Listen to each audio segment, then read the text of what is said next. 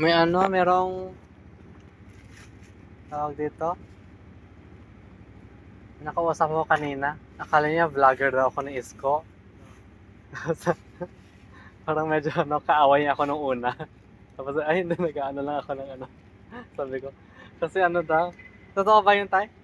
Yung parang inaano kayo ni Isko daw. Hindi naman. Na ano. Basurero din. Oo, basurero rin.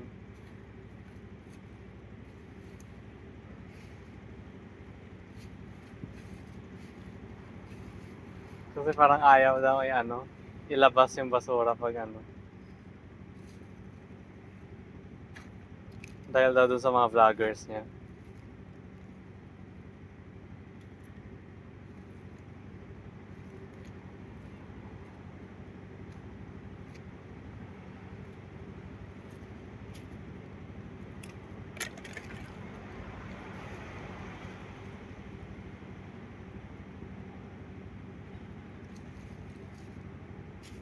Ano yan, Tay? Pinapagpag ba or inaano na yan? Inaano mo na?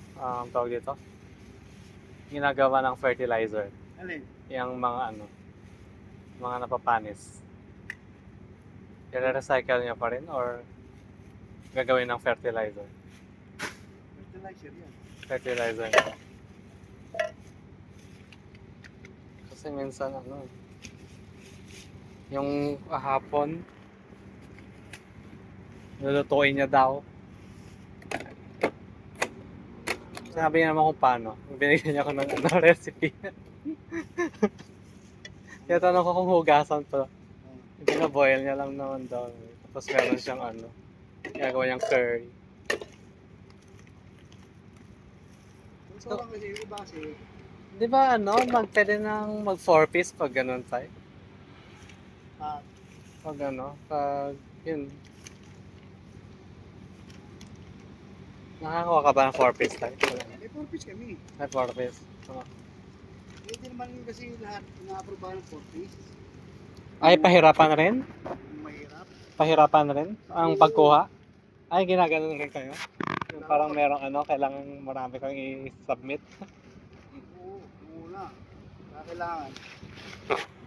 Yung iba nga dyan, naka 4 piece. Gaganda ng bahay. Kaya lang nung una, di ba sabi, yung buhay.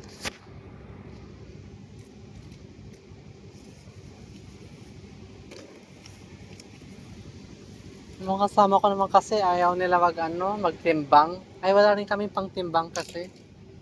Ano ginagamit na pang timbang dito, Tay? Yung ano? Yung digital?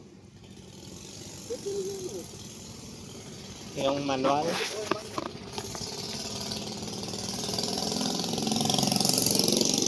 Kailangan 3 araw eh. Kasi kung gawin mong 7 days, parehas lang yung naano nila. Dun sa study. Kaya 3 araw na lang para mas mura.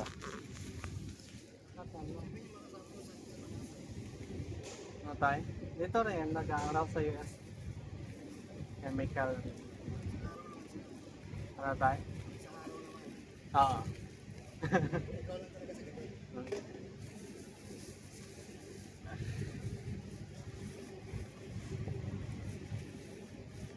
Hindi man kailangan ata masyado. Pero parang maganda rin yung ano, project. Tapos kailangan rin namin submit yung ano. Ay, hindi ata. Hindi naman kailangan i-submit kay chairman. Bahala na siya. Diba, ang ginawa niya lang ng ano yung data niyang yun kasi nagtanong kami. Rehash niya. Saka lang siya gumalang nung may nagtanong na.